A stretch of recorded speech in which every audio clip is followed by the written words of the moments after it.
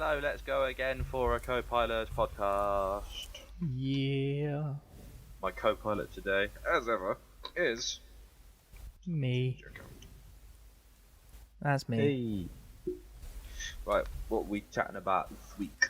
Yeah. Well, we've decided to go all Marvel because it is not fair to keep pitting Marvel and DC against one another. Because Marvel sort of wins, doesn't it? Yes. It tips the scales like a fat lass on a seesaw. That is one way to describe it, I suppose. Yes. Mm-hmm. But first up, because it's set further back in history and it aired first. And it's alphabetical. So for many reasons. There are a whole list of reasons. A cacophony, you might say. Yes, that we are going to talk about Agent Carter first. In that case, I need to switch over my paper. My paper is switched. Excellent. Right. What is Peggy Carter? And Peggy Carter is the person she was in Cap, the first and second and Ant-Man, and she had a Marvel one-shot as well, which I can't remember anything about. I have watched, It. but I haven't actually. I don't remember what happened. Come on, internet, tell me what happened. It doesn't particularly matter, does it? No. Technically, that's a film, so it has no place in this show. What, Marvel one-shot? I don't know. It was like a couple of minutes, but it was pretty cool. Anyway, Agent Carter is a much fuller version of the Marvel one-shot that follows Peggy's adventures with the SSR. Quick question about the SSR, which is the Strategic Scientific Reserve. Does that become SHIELD? I think so, or at least Peggy has a hand in moulding SHIELD out of it. So I think it's probably one of those sort of like, all those sort of wartime things that just sort of ceased. Like Hydra. Yeah. Hydra did that. Uh-huh. Okay, fair enough. I just wondered, like, I was watching the show, just be like, could that turn into shit? But anyway. Because you see in Cap 2, you see an SSR headquarters that has, like, a SHIELD base there. So it's sort of, I think they merge, or one becomes the other. Because the symbol's still an eagle, really. So they must be the same thing. Like an earlier form of SHIELD. Yeah. Anyway, so it's 1946 in New York. New York. Yep. How much time has passed since she's watched Captain America fly the plane? Well, heard Captain America fly the plane into the sea. I think. Because I don't know if it was given... like a couple of years, maybe. Okay. Because I can't actually remember what year Cap was actually set in. No, I can't remember either. Oh well, let's assume that Cap was set during the war, because it was, and this is sort of like a year and a bit after, I think. It's a period of time. Yes, it is an undisclosed amount of time, because spies and their secrets. Yeah, we don't know because it's spies. Jesus, what would you expect? We don't know everything. Exactly. So, can you remember the plot of the pilot episode? Yes, I can remember. Go on then. The plot of it. Some stuff. Howard Stark turns up at some point. Yep. Because they're hunting him because they think he's done something bad. What's the bad thing they thought he'd done? See, I watched it earlier today. They sold all it. They thought he sold his stuff to some bad men's. His bad babies. Yeah. Yeah, and he wants to clear his name. Yeah, with the help of Jarvis. Oh, I like Jarvis. The dynamic between Peggy and Jarvis is brilliant. I really enjoyed that. Yeah, It was and very, very on good. it, like, it only gets better as well. Yeah, I can imagine. That was weird. I can hear a siren, but I live in a rural village, and we don't have things such as sirens around here. Yeah. What part of me was Julia. expecting when they introduced Jarvis was it for it to be who voices him? Paul Bettany, Yeah. who is obviously is he's Vision now as well, isn't he? He's actually Yeah. getting to be in the film. Yeah. But I thought like there was part of me that thought he might turn up and be the Jarvis. But he's I not. suppose, but then that wouldn't make sense with him when he takes his physical form. It wouldn't really make sense if he looks like some chap from the 40s. Yeah, that is true. But I was just sort of like maybe that might happen, but it didn't. So whatever. And it's quite cool. I thought it was pretty interesting seeing because this is the superhero universe that has had Captain America in it, but it's the only Marvel show without superpowers in it at all, apart from like the mentioning of Cap and stuff. Throughout the whole show, or because I've only seen the first one. I'm pretty sure the powers don't really come into it. I might be wrong. Okay. Well, I really liked it. It was incredibly enjoyable. I thought she was pretty much like a female James Bond, but without the sexism, and she's a bit more human than Bond is, because given she's a spy, James Bond being the most famous spy that we've got in our canon, she just reminded me of Bond if Bond was just a better person. Really. Yeah, because a lot of if I remember rightly, a lot of the story comes from her just caring. Yeah, from her caring and people not caring about her because she's a woman.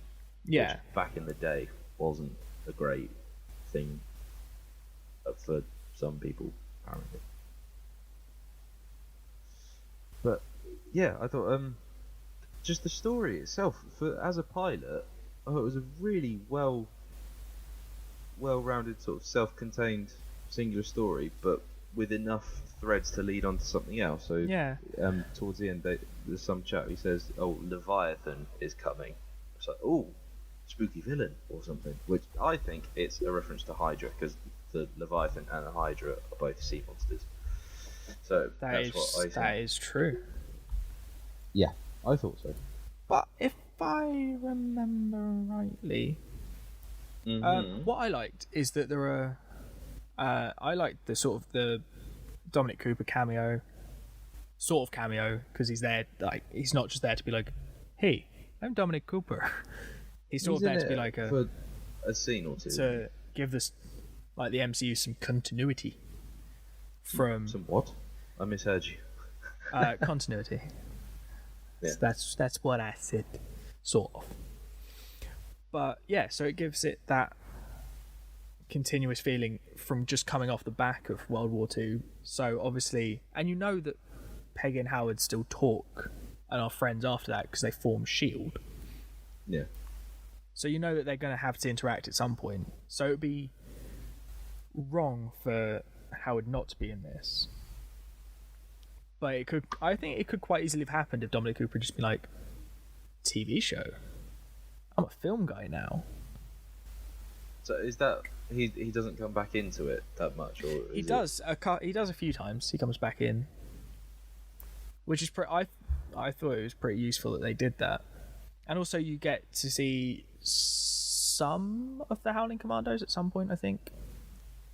Okay. But I think I know you get to see some of the Howling Commandos. What I liked is the way that Peggy interacts with like the other SSR agents. Yeah, just like she completely undermines them, but in brilliant ways. Yeah, and it's never sort of there's no malintent with it. It's just sort of like a, come on guys, I can do it. Please just let me do it. Okay, you're not gonna let me do it. I don't care. I'm just gonna do it anyway. Yeah, she really does not need. She makes that very clear to them very early on. I think she keeps proving it by the way she keeps beating up men, like by shoving their hands on cookers and other violent things. That made me wince. But it was I really enjoyed the first episode so much that I watched because it was weird, like a weekly Marvel TV show that isn't Agents of Shield, because the other ones are all sort of just readily available to just sort of binge through. But I had to watch this one as it came out, one at a time. Does it? I mean, might be slightly tricky, but how does it compare to Agents of Shield? I imagine there's a lot because I haven't watched Agents of Shield, but I imagine there's a few more superpowers in it than this. To start with, it's they're quite similar in that it's just sort of spies going about their things, what they do. But Agents of Shield ramps up very quickly to sort of match up with the rest of the MCU in all the stuff that goes on. Because obviously, Carter doesn't cross over very much with the films that are coming out, because why would it? It's set in that sort of the gap between Cap being around and Shield forming. Yeah, so there's not really very much. What would be cool is if at some point you get to see like a young Nick Fury. Yeah, that would be really cool actually. Then that could give him an excuse to go and make a Fury show or a movie. Yeah, but the thing is, it would be young Nick Fury before he was director, which I think would be so interesting. And then, they could do his like rise to being director. Yeah. But having said that, actually, I do quite like that. There's there's quite a lot of mystery to him. Like you don't know a lot about him. Yeah, I think it's important for a lot of characters to have that sort of like. So what do they like? Even with Howard to an extent, because you sort of know what he gets up to. But like, it's quite interesting, sort of seeing, because obviously the only points you get to come in contact with him before Carter are very brief. Sort of, I was sort of a terrible dad to you in Iron Man 2, and Cap of just I've made Captain America. I'm just going to fly him around a bit, and then. So it's quite good to see the sort of the other stuff that he does, because obviously he did Cap, and then he was a pilot in Captain America, and that was sort of, he didn't really do much outside of that. But it's quite interesting to see the other stuff that he does, like all the inventions and stuff that he came up with, and other rad things. Well, speaking of the inventions and things, something else that I was really enjoying watching is all the little gadgets that they've got, because it's not like, gadgets in the sense of that we're used to with like James Bond and other spy stuff where it's all flashy and stuff, but because it's set in the 40s, it's all very tactile retro technology. Like even the thing with I don't know the guy's name, but he's typing on the typewriter and then he stops and the typewriter types something back to him.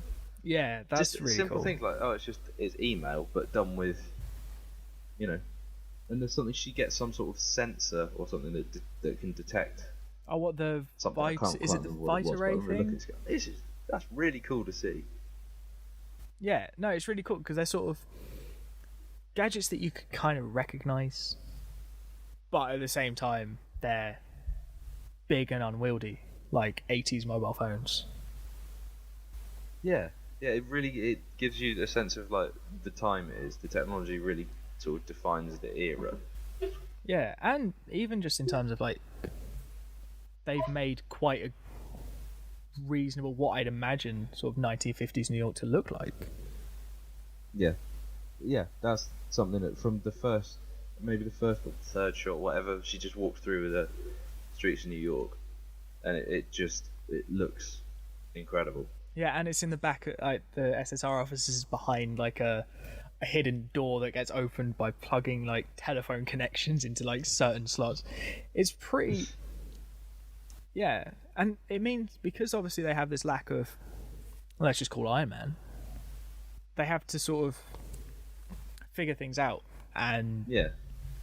there's a lot more like thought goes in stuff rather than just sending in the Avengers. But yeah, it's. I thought it was pretty good. I really, really liked it.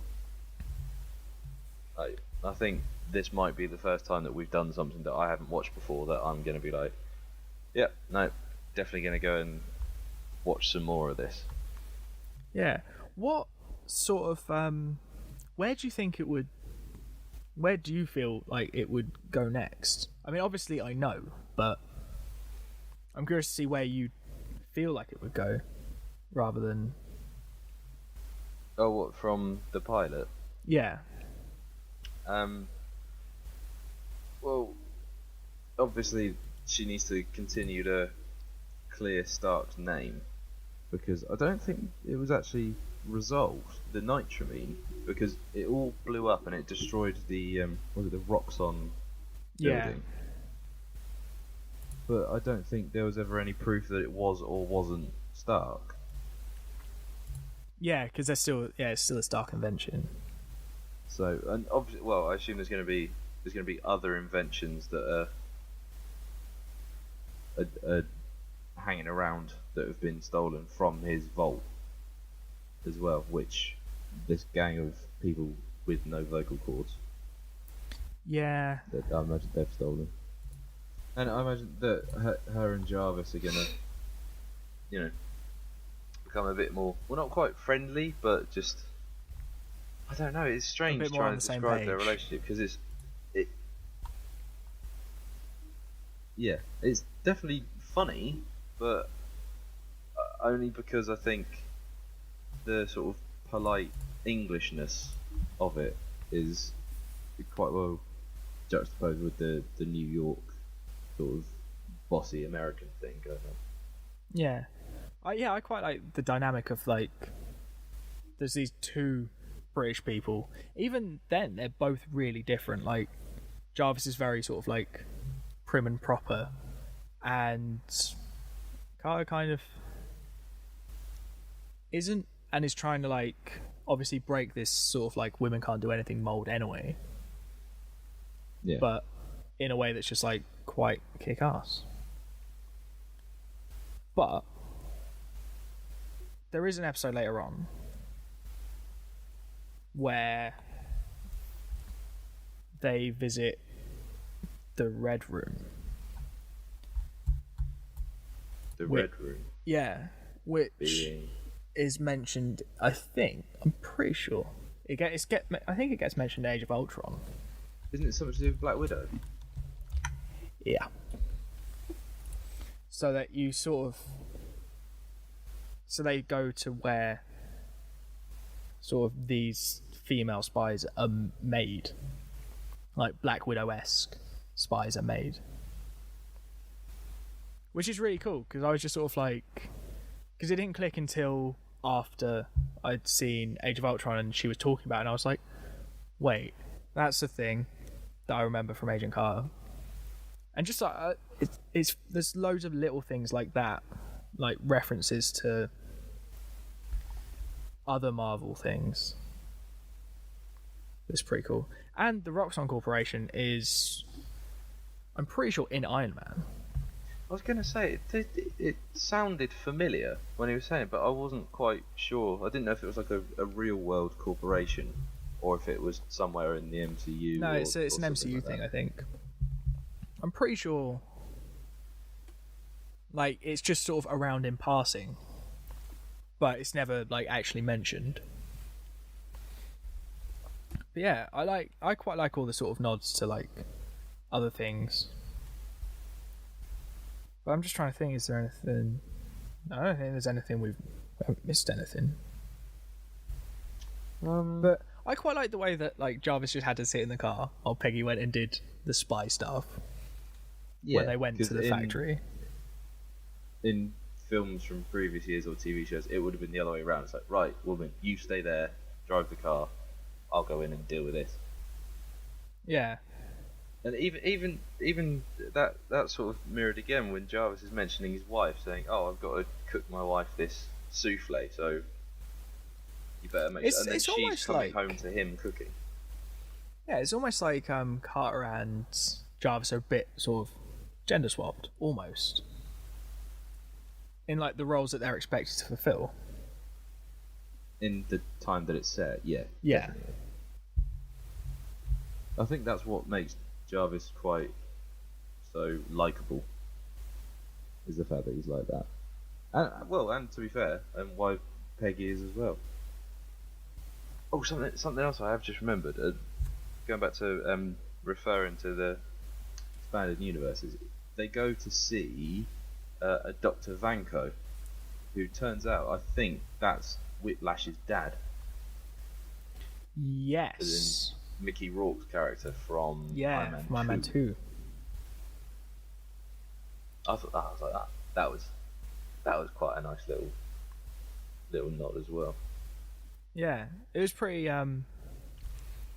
Yeah, like those little nods are so. The thing is, sometimes I feel like they're out of place. Not specifically in Carter, but in other shows, I feel like they're almost forced in to be like a, hey, no, we're still part of this. But What sorry, I didn't quite catch. Did you say you thought that one was forced in, or sometimes they are? No, I think sometimes they are forced in to sort of serve as a reminder. I think there was a couple of the ones in sort of Jessica Jones that was like a bit like, that was sort of unnecessary. Like, you didn't need to call out the Hulk. Jesus, woman. But they never call him the Hulk. They call it, the big green guy. Yeah, I think it's because only the Avengers sort of know that Hulk refers to himself as Hulk. Or the other guy. Or Banner. Yeah. I watched Age of Ultron the other day. Just the bit where, like, the Hulk Buster fight. Yeah. Where, like, Tony's just like, remember, you're still Bruce Banner. It's just like, oh yeah, don't mention Banner. Shit. That is definitely the best scene in that film, I think.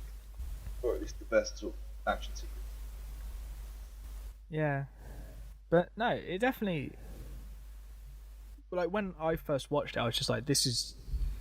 Because it's really cool, because I quite like sort of spy things anyway. And this feels more like a spy thing than a Marvel thing. It's just only a Marvel thing because it mentions Marvel stuff. Yeah, it's if you took the Marvel like outfit, it's still light. It would still stand up, definitely. Yeah, which is cool. Because I suppose and like the archetype's still there, the billionaire inventor and that sort of thing. Yeah, and even like the way that Peggy interacts with like the girls she lives with, like how she interacts with them is great as well. Except she dies in the first episode. There are others. It's fine because she lives in like a big like good. sort of oldie New York style like girls' house where women live and boys aren't allowed up the stairs, which the matron makes very clear. Like a dormitory.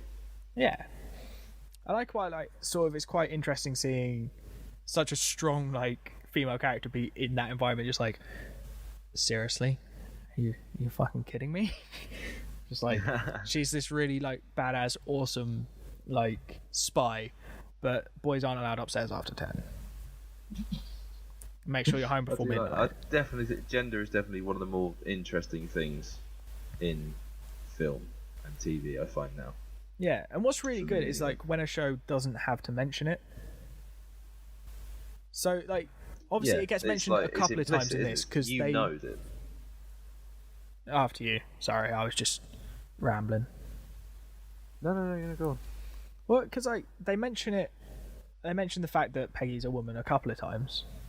Not that I feel like you wouldn't notice. You'd be like, oh no, I'm pretty sure she's a woman. Did you just say they mentioned Thingy's a woman? No, they mention. No, I called her Peggy, I think. I might actually have called Oh, it okay. thingy. So I thought. I thought you said thingy. So I was- But no, they mention it a in couple of condemning their times. sexism, you are yourself sexist. Yeah, they call her out a couple of times for just being a girl. But it's in that really sort of like dismissive, we're men, you're a woman way. But she never, like, she doesn't seem to stick up for herself about gender. She just wants to, like, be recognised for doing a good job. Yeah, in her mind it is anyway. But then she is confronted with the sexist fat bloke right at the end. The waitress, he like goes, "Oh, don't you know the difference between powdered eggs and fresh eggs?" And he goes, "Stop trying to use your brain. It's not your best asset." And then smacks her on the bum. Peggy goes over and gets a fork. He's like, "Right, pack that in, mate." I'm paraphrasing. Yeah. But it's not like the Supergirl monologue of like, but I'm a woman. Oh, that show. I know, man. It's bad. Jesus. Anyway, so yeah, Agent Carter, I really liked it. Alright, what would you rate it out of our arbitrary number system that I can't remember the top of the scale for? If I had to rank it between 1 and good, I would say very entertaining. Okay, that's informative. I like it. Shall we move on? Hang on a minute. Let's move on. Yes. So, Daredevil, sequel to 102 Dalmatians, follows on Cruella de Vil's career in the stunting profession. Exactly. I couldn't have summed up. We're looking at very different TV shows. So I thought we were talking about the other Marvel one, the Daredevil one, with the lawyer guy who kind of kicks ass. The lawyer with a stick. When did this come out? 10th of April. They all came out at once. See, this was the problem. I said this to you when we were watching it at the time, that because it took us all about a week to watch, it felt like the conversation about Daredevil was over very, very quickly. Yeah. And I feel the same about Jessica Jones. They come and they go. Yeah, if you're which lucky, is a shame. Maybe rewatch the odd episode, but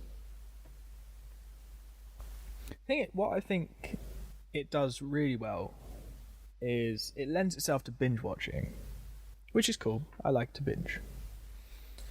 But yeah, at the same time, I get what you're saying. But I feel like what they're sort of trying to do is get through, because doing it this way, they can sort of get through a lot of characters and set up for bigger things and maybe actually a tie-in to something MCU-ish. yeah. Because Daredevil could turn up in Civil War if he wanted to. There's literally no reason that he couldn't turn up, because he's a bit of a super, so he can get involved. Yeah. I mean, they won't, because there's already enough people who are just going to be like, "Oh, hi, I'm new, but can I be in Civil War?" But I like the idea of them setting up like a smaller Avengers team in New York, Yeah. as opposed to that big Avengers team that's set up in New York. What I noticed upon rewatching the pilot of Daredevil is that it's basically Batman Begins, because Daredevil himself, he's called the Man Without Fear, and a lot of the show is about not being scared, and he says, "Let the devil out of you," that sort of thing. But even the opening action sequence, it's set around some shipping containers, and the bad guys, the criminals, can't see him, and he's taking them out by surprise.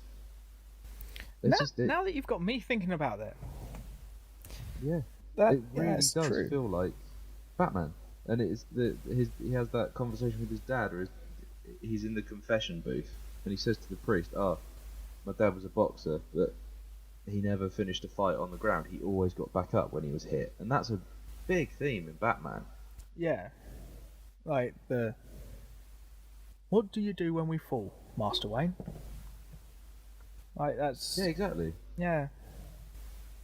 That's true. There are a lot of I feel like a lot of themes from comic books are just shared across all of them. Like the not giving up thing is quite a big thing in all comics. That no matter like how bad it gets, you can get through it with a little help from the Avengers and the Hulk. I've heard a few people saying they had problems with how he was blinded in the show, like because it was toxic waste, like it is in the comic. But people have been like, in this day and age, would there really be a van carrying toxic waste in barrels? Well, I don't really have a problem with it, to be honest. If I can suspend my disbelief to think that he can sort of not see, but can sort of sense a world on fire, then I can deal with, toxic waste being reason for something to happen. Well, yeah, because doesn't it spit out the back of like a closed van? No, it's an open top van, isn't it? Yeah. Yeah, well, it's better than like the weird forklift scene from the film. It's just like, I spun my forklift around and I accidentally like sliced this open, and then the kid fell in it, and now he can see colours. And then it went so wrong, he turned into Batman. Oh my god, Ben Affleck is the perfect, what is it, the personification of this metaphor that I think Daredevil is basically Batman, because he is both Daredevil and Batman. Oh my god. Well, I mean, you know that Daredevil film was literally just him auditioning to be Batman. Do you not hear his Daredevil voice? Just like, he might as well have just been shouting like, "Can I be Batman?" Where is she? But alright, very quickly, shall we just get the comparison between the film and the TV show out of the way? Because it's the same. I can't really remember the film, it was so long ago, but go on, I'll let you go off on it. Because I feel like both of us, when we were going in, like when Daredevil was, like the build up to Daredevil, like the TV show, not the film, but we were both very sort of like, I hope they do a good job, I hope it's better than the film. And like, we had no reason to feel like it wouldn't be, because it's proper MCU stuff, and they do good things. Good shit, man. But there was still that worry of like, is it actually just that the character doesn't come off the page well? But it turns out we were wrong to worry. Thankfully. Well, I'd argue well, I don't know. I think another thing that the show does is that it's got the best Marvel villain in it. Oh yeah, Kingpin is well developed. Yeah, villainous character. I really liked this version of Kingpin. Does he actually turn up in the pilot? I don't think he does he? No. He's on the phone with matey boy, what's his name? Wesley. Is it Wesley? James Wesley, yeah. Yeah. He's on the phone with him in a limo right at the end, but that's it, you don't actually see him. And he even says, one character goes to say his name, he says, we don't say his name. Yeah.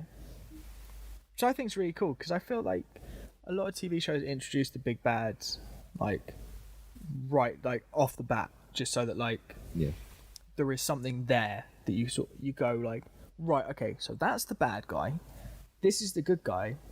The bad guy will kick the crap out of him first time they meet, but then he'll come back and he'll win. Yes. But that's generally the arc, isn't it? Yeah. It's like, it's a peak and trough thing.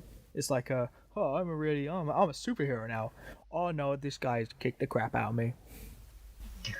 And then, I need to be better.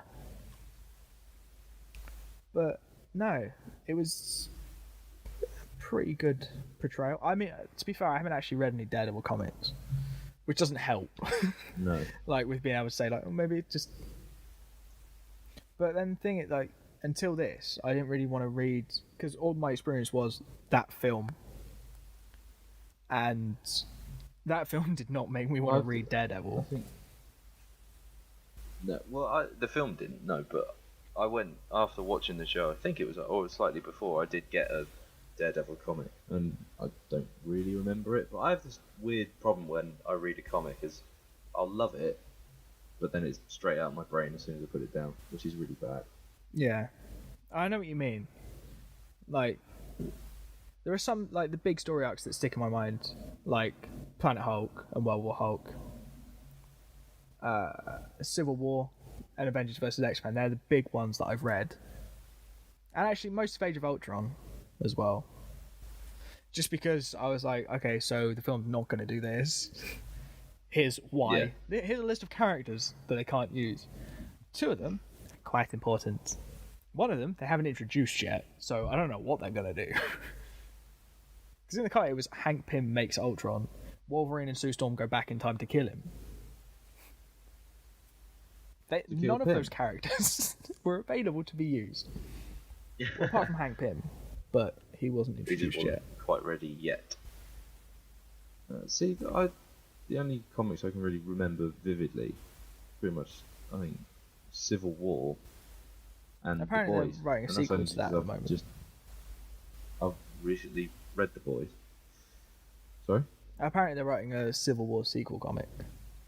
Like a Civil War 2. Oh, really? Yeah. Oh, which I think that would be quite interesting if they do it. I'll definitely anyway, read that. back to Daredevil. Yeah. One thing that I remember complaining about at the time was that there wasn't enough of the lawyer side of Matt Murdock. Yeah.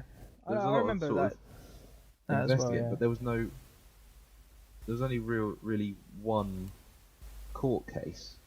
And I thought that was a shame, because I feel like they really could have done better with that. But then having watched the pilot again, the vast majority of it is they are investigating the case.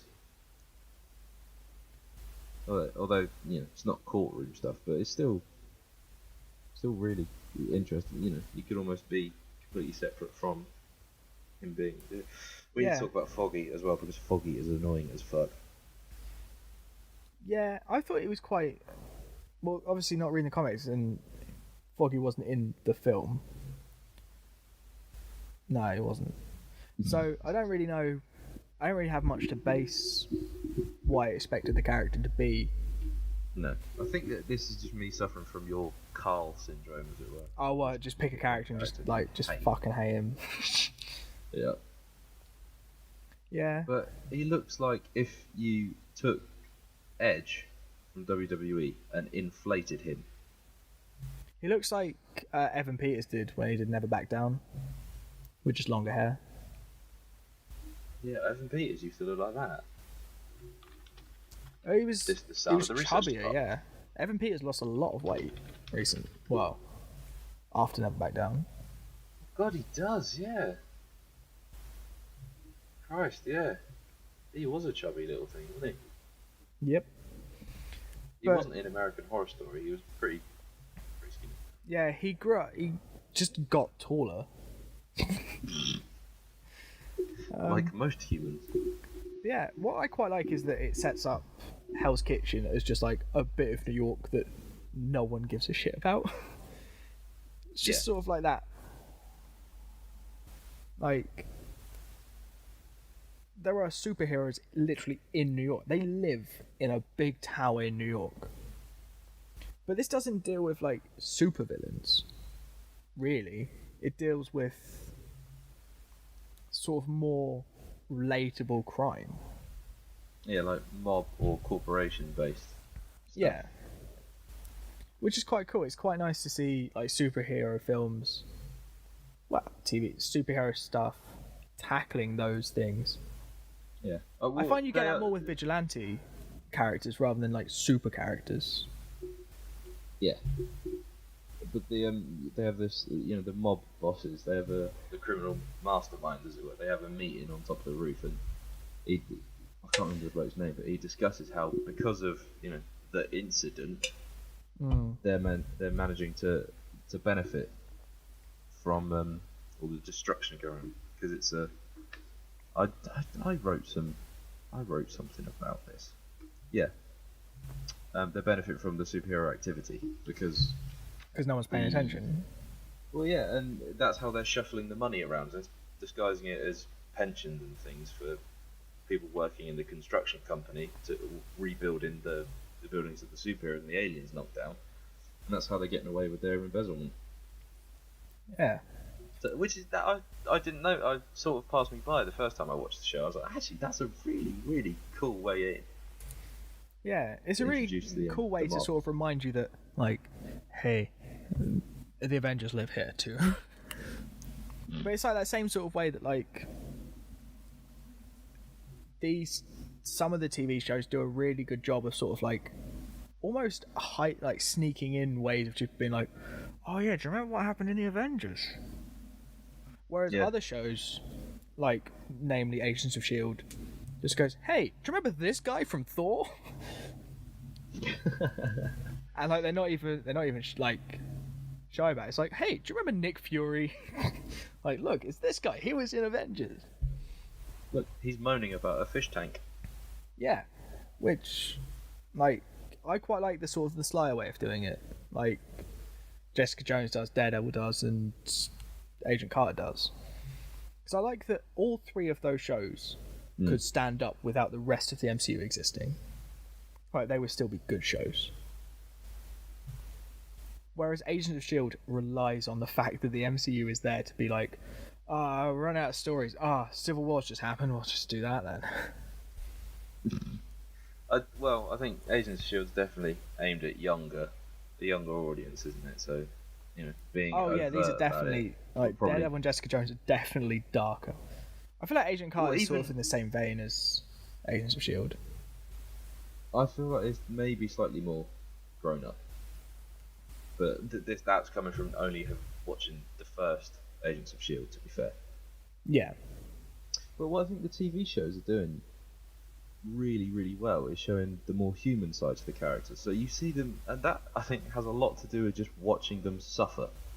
Yeah, But with and Daredevil, I think like, that even- the choice of characters is really good as well. That they're not picking, Yeah, like, because they could follow Rhodes around and just see what War Machine does, like for the Yeah. army, and that it might make a pretty decent TV show with an extremely high budget. yeah, but- it'd be very different. Yeah, or they could follow Falcon around, just see what Falcon gets up to. But instead, they're picking characters that aren't super and don't have tech and don't have money. So they sort of go, okay, right, here you go, muddle through. Here's a bad guy, beat him up. And then turn them into the Defenders eventually. Yeah, But something else that we got, which I think, I don't know, maybe. But anyway, I was going to say the fighting in Daredevil is better than in the movies. But then I remembered the fight between Bucky and Cap in Winter Soldier. That's an amazing fight. But do you know the brutal. trailer for Civil War the that fight came Daredevil, out? because you see him actually get hurt, where Captain America takes a punch and just shakes it off and throws another one. Daredevil's Yeah. like, oh shit, I have to sort of recover slightly here. Yeah, it's pretty cool because like one of my favorite things that differs this from the film is that they never tried to show you what it looks like for Daredevil. They never tried to be like, oh, this is what he sees. They were just I like, thought they did. They showed the world on fire in one of them, didn't they?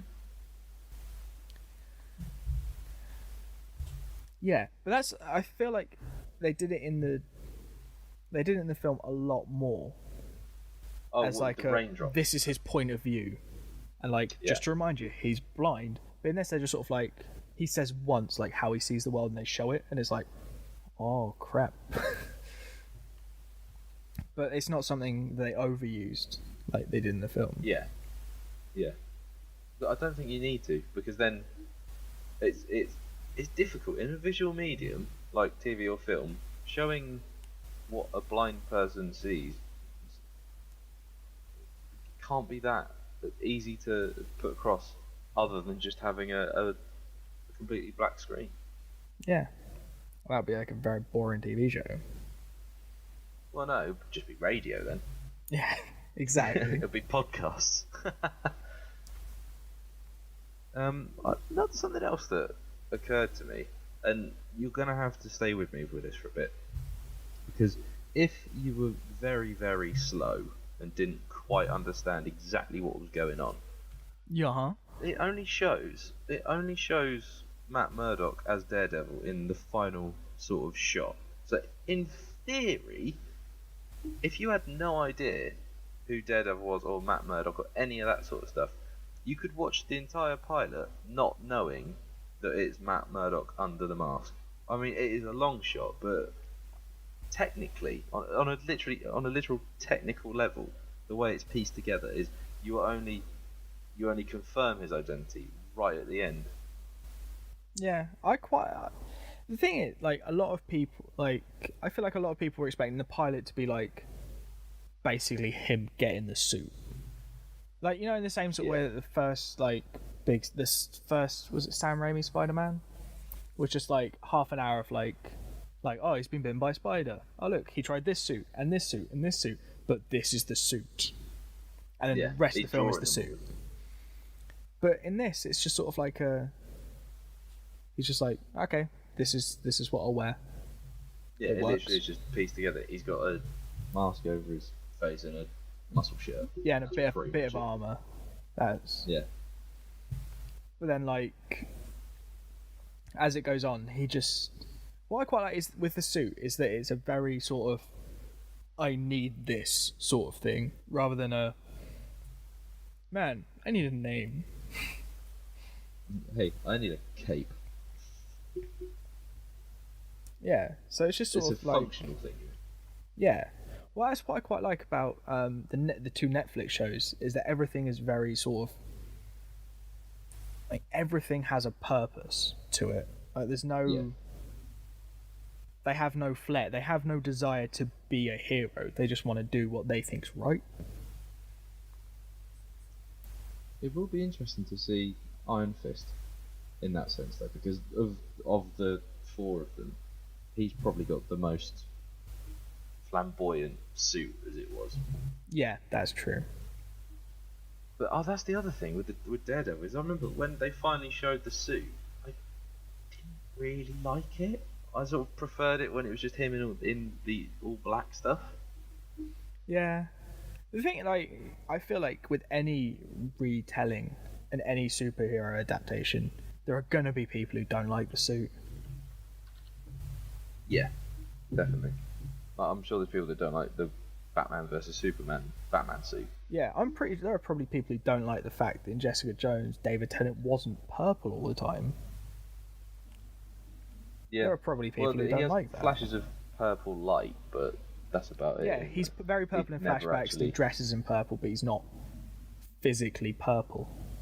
Yeah, his pigmentation isn't purple. Yeah. Not like Marie from Breaking Bad style. Yeah, but also, did you like? Because I remember when we both first watched all of Daredevil, we loved Kingpin's character. We just like. There are points where you're like, Matt, you go, guy, and you're like, wait, you're the bad guy. Why am I rooting for you? Yeah.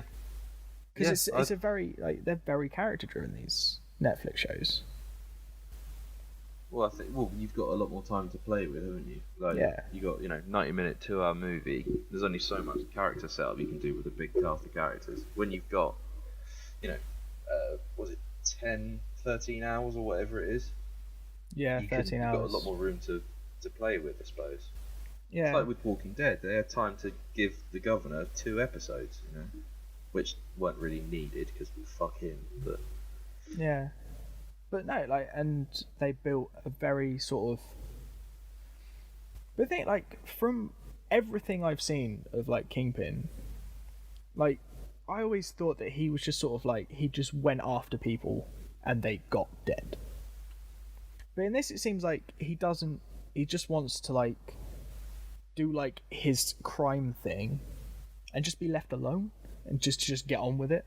It doesn't seem like he wants to go after people until they come after him. Perhaps that will change with series 2 though, because as it ends, Daredevil puts him away, doesn't he? So maybe he gets out. What is Fist going to be the big bads in series 2? Well, this is the thing. We've got Elektra and Punisher coming in, haven't we? Yeah. Be awesome. Yeah. I didn't realize they were doing Elektra as well. Yeah. That's pretty rad. So the good thing is that by series 2 of Daredevil, which is next year, should be coming out, we'll actually have our MCU Punisher. which would be Yeah. great because if they could then give him, I don't know, a TV show or a movie. I feel like Netflix is the right place because the Netflix stuff is just Yeah. darker, which is great. Yeah. Fisk isn't actually listed in the characters for season 2. Oh, maybe he's in prison then. Yeah. It's interesting. How did you feel about Karen? Just in general. Oh, she's okay. Because I remember from the pilot just being like, I don't much about her. sort of care about you. The only reason to care is because you want to know who actually killed the bloke she's found with, and Yeah. with the knife in her hands. Beyond that, I didn't really give a shit. Didn't particularly like her. I didn't particularly dislike her. I was thought, just sort of I remember indifferent. feeling sort of like, what? You're not really bringing anything to the Daredevil party. No, I mean it does seem to be quite a functional role, doesn't it? Just Well, yeah, because you have no money, we have no clients. Isn't she their link to Ben? Or is that just? Oh yeah. yes, I completely forgot about him. Yeah, I think so. We might have to check that out. But well, he's not going to be in series 2, is he? Oh February. no, he did. No. He agrees to work with Paige in her investigation of Fisk. So there you go. She wants to investigate Fisk. So yeah, so she brings Ben Urich in. Yeah. Okay, so she does bring something to the party. Damn it. I completely forgot he was even in the show. Yeah. It's been so long since we watched Daredevil. That's like I said, because we binged it, it didn't really stay in my head. It's all sort of a blur. Well, yeah, I really struggle to differentiate what's the pilot and what's like the first 4 episodes. I thought the Yeah. pilot was 4 hours long, with a pause in the middle to, are you still watching this? Like, yes. But no, it was a really good show. Yeah. Maybe It's when just- that comes up, you should just go, okay, well, now I'll have a break, let it percolate in my head, and then get back to it. But generally, you're just like, can I just see the next one? I don't know. I feel like maybe they could toy around with the idea of maybe releasing like half of it, because then at least you could have like, you could say like, oh, we'll release half of it like springtime. Like still film it in the same way of just filming it all, but then like break it up into like 2 releases. Because then you'd have what, like, Yeah. I mean, say 6 episodes with a cliffhanger. Because what's the end of 6? The end of 6 wouldn't work very well as a cliffhanger.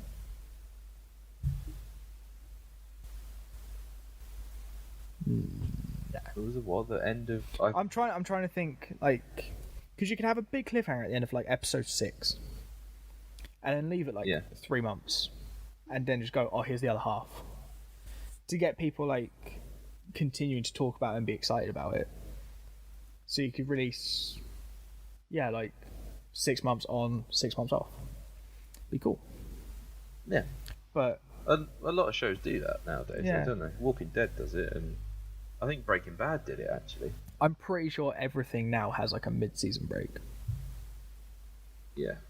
I mean, narratively speaking, it's quite a good idea because it gives you sort of Time for stuff to like happen off screen. peak and trough, yeah, and then you end on a huge thing, like, and then you come back, you resolve that problem, and then you build up to other things. I think The Walking Dead does that quite well, but I think Yeah. that could work for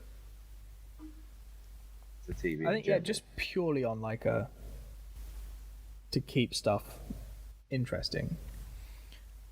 But I feel like we're sort of running out of things to talk about. We're talking about how they should release it now rather than the actual show. So Yeah.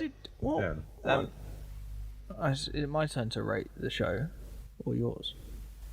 Yeah, no, you go for it. Oh. Well, On a scale of 1 to superhero show. 1 to a superhero show. I'd say it's a vigilante show. That's where I'd say like as vigilante shows go. This is slightly better than Arrow, but they're on a similar sort of level. They've got similar sort of themes. Arrow's quite dark too. Yeah, A lot more people die in Arrow. that's definitely true. He kills people like there's no tomorrow. Yeah, but no, it was solid. Like the thing is, like, I feel like with comic shows, what you have to do is just sort of look at it in like, would this be good if it didn't have that big Marvel brand at the behind it? And I feel like this would like it would be a good show without all of the Marvel stuff. So if it was just a guy who gets his kicks out of kicking the crap out of bad guys, that's cool. Yeah, I think that's a valid point. I think there are definitely good episodes and not so good episodes. I feel like there are good episodes and slow episodes. Yeah, there are some episodes where not really much seems to happen. I remember particularly towards the end, I was like, okay, come on, on we go. Let's get on. And then the last sort of 2 or 3 were really good. Yeah. So it started well, dipped in the middle, and finished pretty well as well. Yeah. Well, I feel like that wraps us up, really, doesn't it? I think it might. So on our next show, what are we going to be watching? Well, Have you got the document up? Would you Yep. like me to say what I've got first, just so you've got some time? Okay. Well, to be honest, the show that I've picked next week, you don't have to. It's not a continuous thing. It's like an anthology kind of show. Each one's a self-contained story. So I've gone for Inside Number 9, which is kind of a darkly comic. Well, yeah, it's darkly comic. it's a dark comic. TV show from the a couple of the blokes from League of Gentlemen, and it is fucking brilliant. It's so good. I really can't wait to rewatch that first The episode. trouble is, well, what I was going to say is we could in theory just pick anyone, but we'll stick to form and go for the first one. I can't remember what the very first episode was actually. Neither can I. I'm gonna have to rewatch that, I guess. Yeah, you talk about your show now, and I'll have a look at what the first one was. And the one that I suggested to go against it, well, not against it. Like, I've got to get this out of my head that it's not like a competition of It's just like not who a can pick the competition. better show. It's You, Me, and the Apocalypse, which is What's that like? it's about an apocalypse and some people in it. Like the first episode just sets up like all the characters, which is pretty cool. Okay. So which one was the first episode of Inside Number 9? I will say to you, sardines. Oh yes. That was one of the better ones actually. Yeah. It's not A Quiet Night In, which is my favourite, but Oh, that was so that's the second one. We'll talk about man, it all. man, that fucking dog. Yeah, let's not spoil it. All right, Yes, let's- that dog. Okay, All right. let's wrap this up then, boy. Yeah, buddy. I Wow. will speak to you next week. Yes. And Well, whenever we next record, which Yeah. could be any time, really. don't pull back the curtain. Don't let them know that these aren't recorded on a regular basis. All right. They are. I swear. Bye. Bye.